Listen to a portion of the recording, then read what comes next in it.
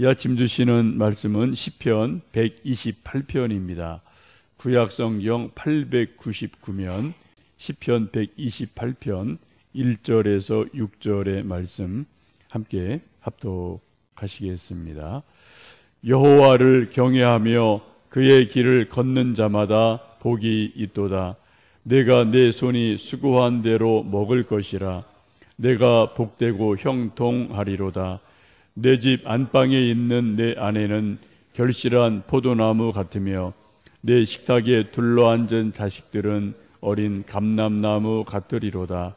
여호와를 경외하는 자는 이같이 복을 얻으리로다. 여호와께서 시온에서 내게 복을 주실지어다. 너는 평생에 예루살렘의 번영을 보며 내 자식의 자식을 볼지어다. 이스라엘에게 평강이 있을지로다. 아멘. 이른 아침 함께 오셔서 찬송 부르고 또 시편 말씀 함께 볼 수 있게 하셔서 감사하고, 여러분 많이 비가 좀 오는 날씨지만 많이들 오셔서 감사합니다. 하나님이 이 세상에 친히 만드신 조직 모임이 딱 두 가지가 있습니다. 교회와 가정입니다. 그 외 모든 것들은 사람들이 자기의 필요에 의해서 임의로 만든 조직들이죠. 계모임, 동아리, 동창회, 회사, 국가, 유엔, 어떤 구락부, 이 모든 것들은 사람들이 자기들의 필요에 의해서 만들기도 하고 흩트기도 하고 이런 일들이 있습니다. 세상에 있는 모든 단체를 한마디로 말씀드리면 소위 이익단체입니다. 이익이 맞으면 모이고 이익이 안 맞으면 떠나고 흩어지는 것이 세상의 모든 단체들의 특징이죠. 이익 때문에 모이고 없으면 흩어지는 거예요. 그러나 가정과 교회는 이익단체가 아닙니다. 이거는 순수단체예요. 이해관계가 없어요. 이익이 없어도 가족은 끝까지 가는 거고요.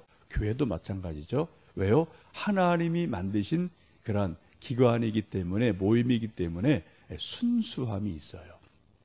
세상에서는 이해관계, 이익 때문에 서로 갈등이 많고 이런저런 다툼이 많지만 그런 다툼과 상처들이 집에서, 교회에서는 다 순수 모임이기 때문에 치유가 되고 정화가 되어집니다. 만약에 이 세상에 교회 혹은 가정이 없다면은 이 사회, 세계라는 것이 존재할 수가 없죠. 가정은 옛날에도 고대에도 있었거든요. 왜요? 하나님이 에덴에서부터 가정을 만드셨으니까요. 또 인구가 우리 인류가 마지막 존속하는 가족이 계속 있게 마련이죠.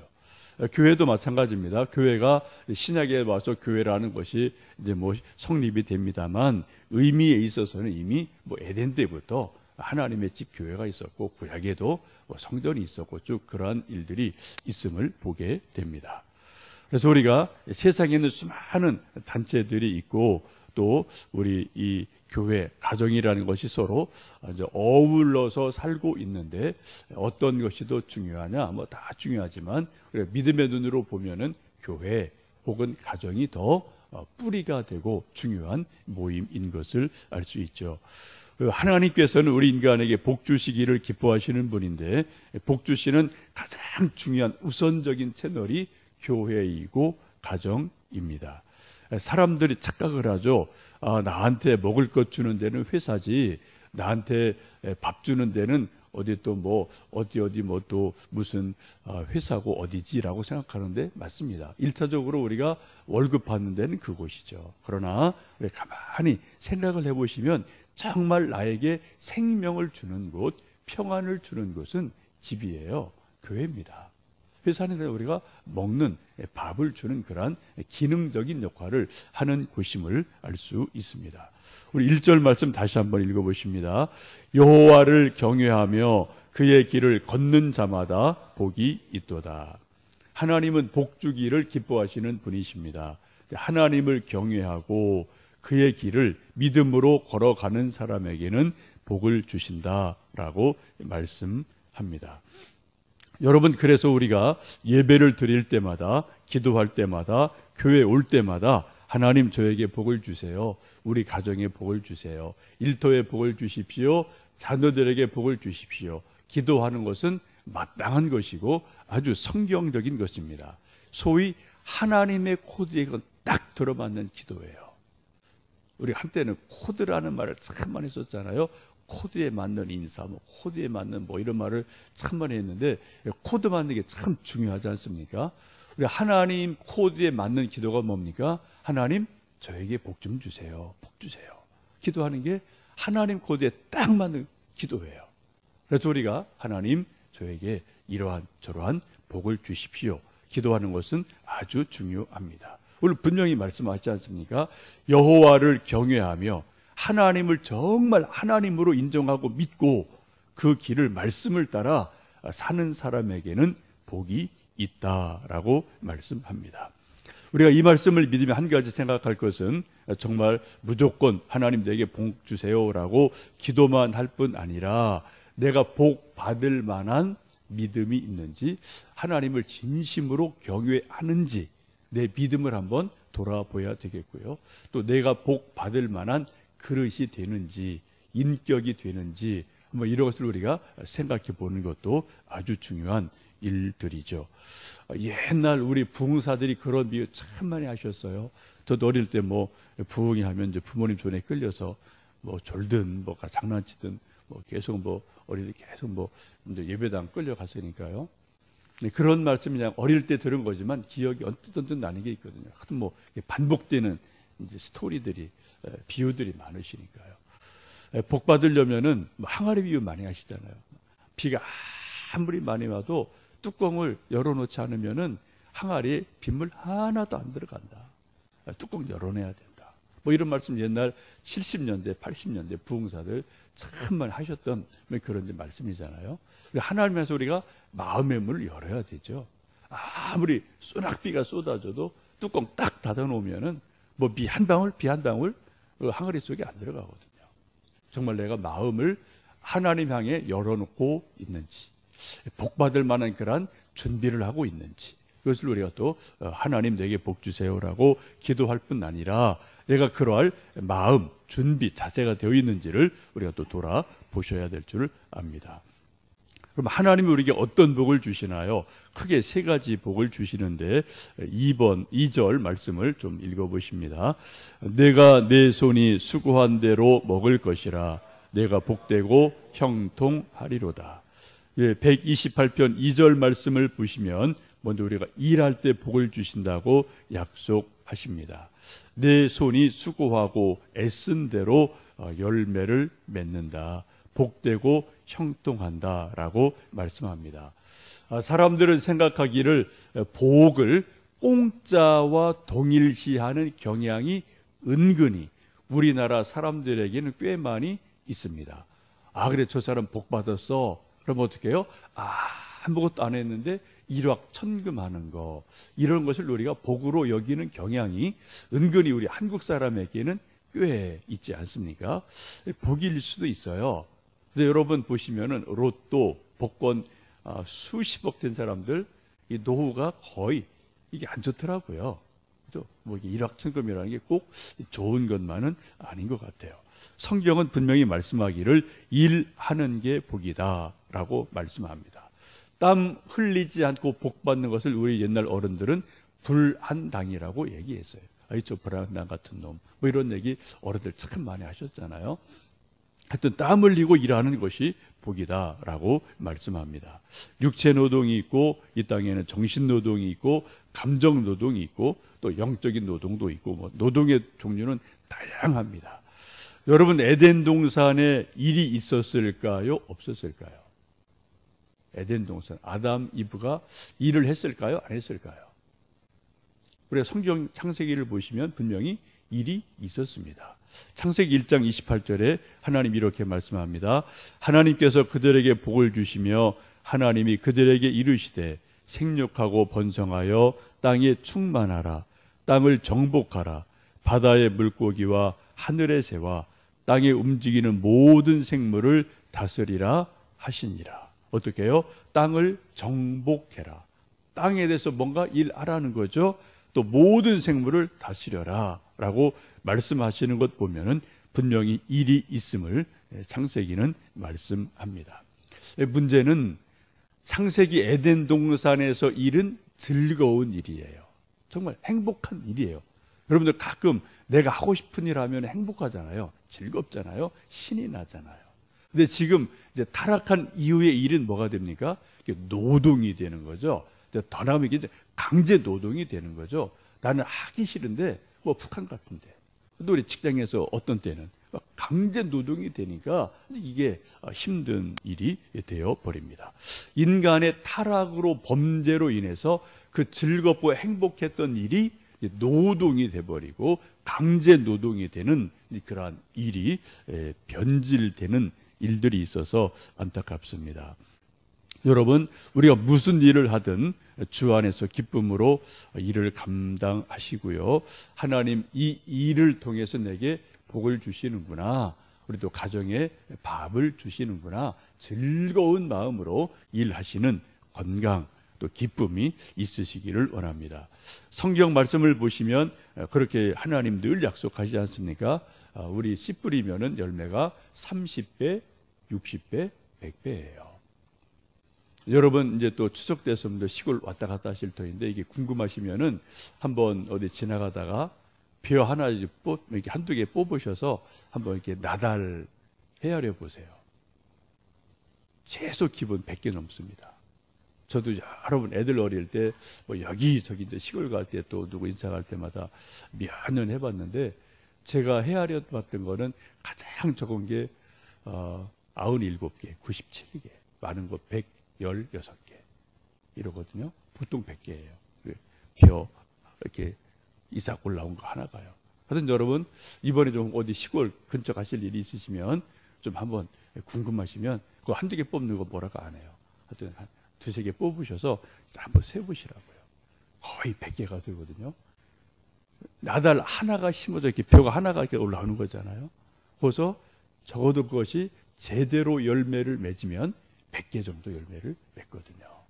하나님 우리에게 약속하기를 30배, 60배, 100배 결실하리라고 말씀합니다. 그러한 복이 여러분 일터 우리 모두 일터에서 있으시기를 주님의 이름으로 축복합니다.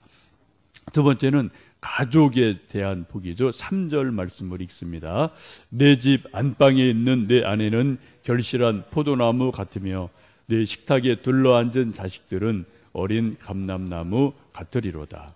네, 가정에 대한 복이죠. 안방에 있는 아내는 결실한 포도나무 같다.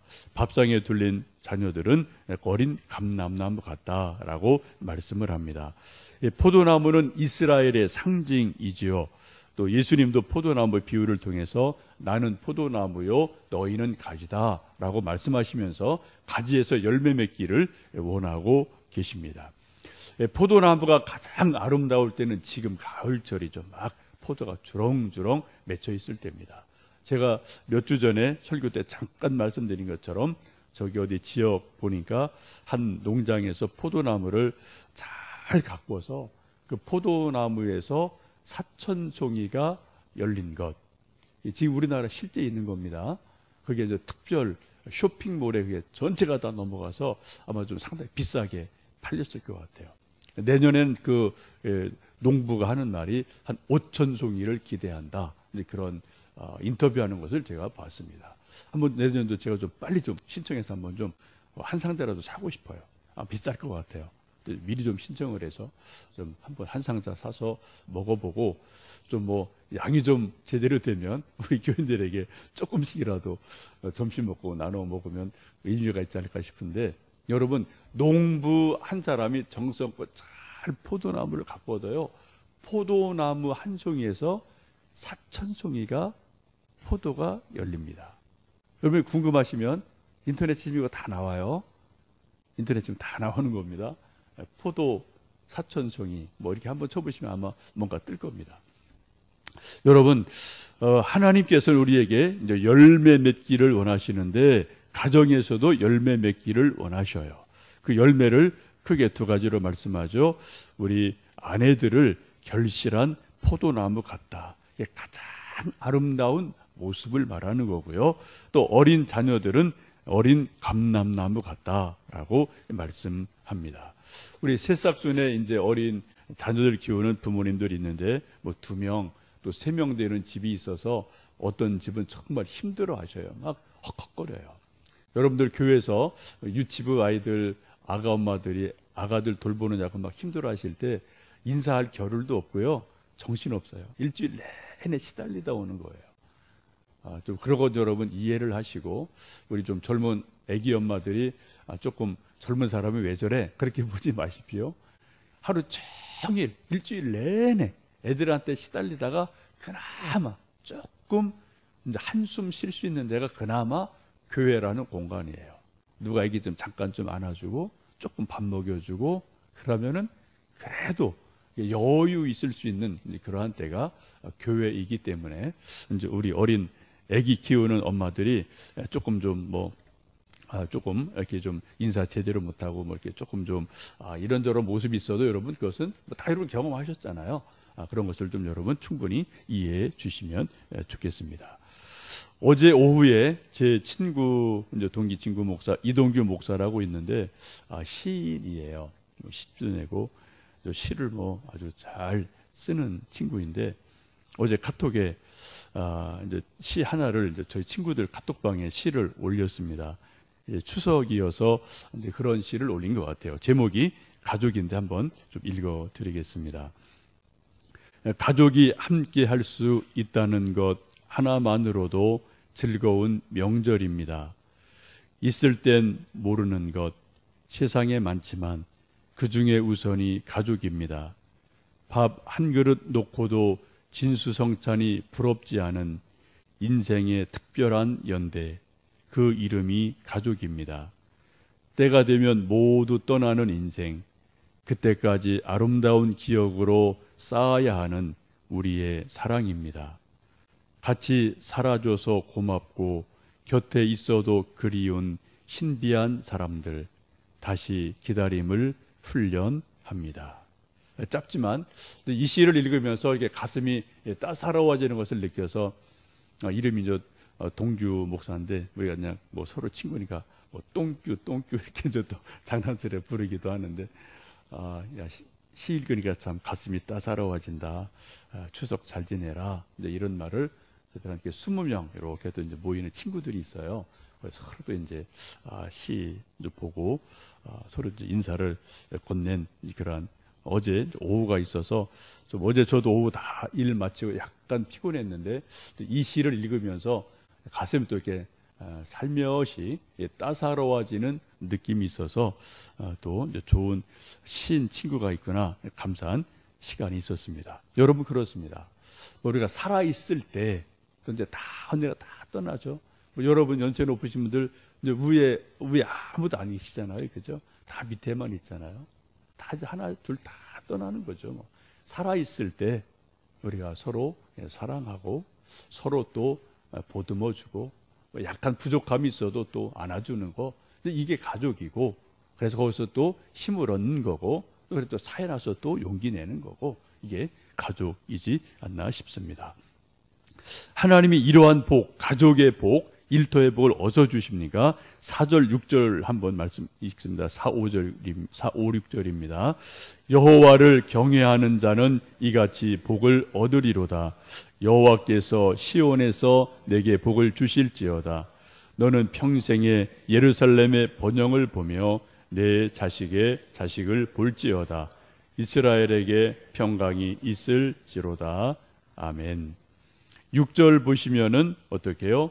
복이 당대에 끝나지 않고 후대까지 이어지죠. 내 자식의 자식을 볼지어다. 하나님 말씀하시는 복 크게 세 가지입니다. 일터에서 주시는 복, 가정에서 주시는 복, 또한 자식의 자식을 주시는 복, 이제 이런 복이 쭉 이어져 내려가게 됩니다. 이런 복을 어디에서요? 5절 말씀 보시면 시온에서 내게 복을 주실지어다. 시온은 하나님의 성전이 있는 곳을 말하죠. 시온 언덕, 시온산에는 솔로몬의 성전이 있는 곳이어서 시온 하면은 일반적으로 솔로몬 성전, 하나님의 집, 이것과 동의어로 보셔도 크게 틀리지 않습니다. 하나님이 복 주시는 순서를 보시면 먼저 하나님이 시온에서 복을 주셔요. 하나님의 집 성전에서 복을 주시고 그 다음에 가정에 복을 주십니다. 그 다음에 일터에서 복을 주시죠. 시온에서는, 교회에서는 무슨 복을 주십니까? 금보다 귀한 믿음이라는 복을 주셔요. 하나님을 경외하는 그러한 정말 가장 중요한 복을, 믿음, 신앙의 복을 주십니다. 가정에서는 어떤 복을요? 사랑을, 무조건 용서받는 용납을, 또 서로 사랑하는 사랑을, 평안함을, 안식할 수 있는 그러한 복을 가정에서 주셔요. 근데 가정이 막 그냥 싸움이 있고 다툼이 있고 안식이 없다. 이제 그럼 하나님이 창조하신 가정의 의미가 이제 없어지는 거죠. 그래서 가정에서 우리가 힘을 얻어서 어디로요? 세상으로 나가는 거죠. 그래서 세상에 나가서 막 얻어 터지고 뭐 넘어지고 깨지고 욕먹고 상처받고. 근데 어디서 와서 또 회복이 됩니까? 집에서 회복이 되는 거죠. 근데 엄마 아빠가 서로 가족끼리 무조건 다 용서해 줘야 되고, 집에서는 그죠? 그냥 격려해 줘야 되고 안아줘야 되고, 어떤 일이 있어도 가족에서 부모님이 훈계는 하지만 어떤 지나친 책망, 비판이 있으면은 뭐 가족이, 애들이 기가 안 살죠. 힘을 못 얻죠. 하여튼 가족에서 우리는 평안, 회복, 용서, 이런 복을 우리가 얻게 됩니다. 또 우리가 힘을 얻어서 또 세상에 나가서 열심히 주어진 각자 일을 감당하면서 또 나름대로 세상을 이겨나가는 일들을 합니다. 여러분, 교회가 그만큼 중요한 곳이에요. 가정이 그만큼 중요한 것입니다.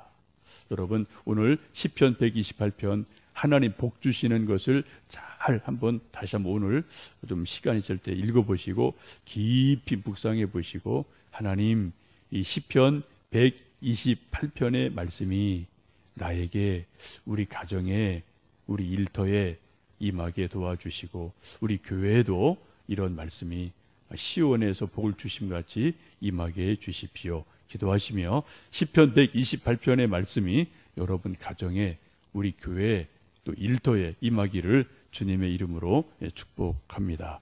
함께 기도하시겠습니다.